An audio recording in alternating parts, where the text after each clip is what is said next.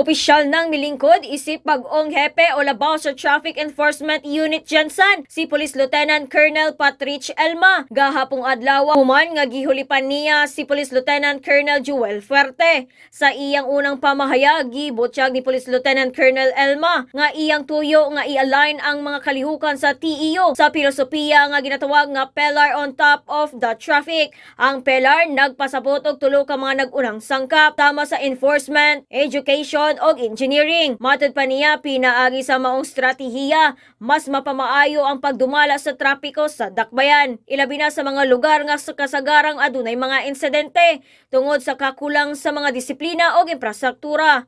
Gipasabot sad ni Elma nga nagkipag-koordinar na siya sa Public Safety Office o sa City Transportation and Traffic Management Division aron mas lig-unon ang kolaborasyon sa pagpatuman sa mga lagda sa trapiko. Lakip sa mga prioridad sa iyang buhatan mao ang pagpadayon nga kampanya batok sa mga klorom nga mga tricycle drivers nga nagtuyok-tuyok sa syudad nga walay klarong prangkisa o permit. Gipasidan-an niya ang mga driver nga seryoso ang ilang buhatan sa pagpanakop sa mga kalapasan sa trapiko, ilabi na kaniadtong makaapekto sa kahimtang sa pasahero o kaluwasan sa kadalanan. Ang Traffic Enforcement Unit is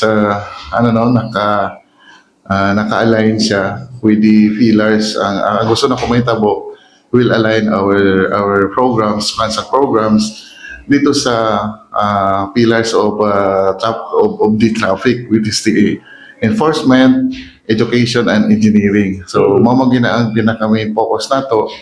On the education, we should have educate natin yung mga motorists natin regarding the road safety, ano yung mga laws pertaining to traffic, no, mga batas natin. So ipaalam natin ano ang mga batas trapiko, ano yung dapat nilang gawin at hindi nila dapat gawin.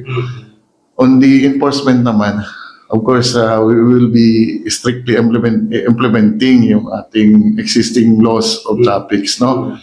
Of course, in collaboration and in coordination with ating mga partners like the LTO, the LGU, yung ating Public Safety Office, yung ating Traffic Enforcement Unit ng LGU, the Highway Patrol, no? Lahat sila ng mga implementing agencies in connection with traffic laws. So partners natin yan sila.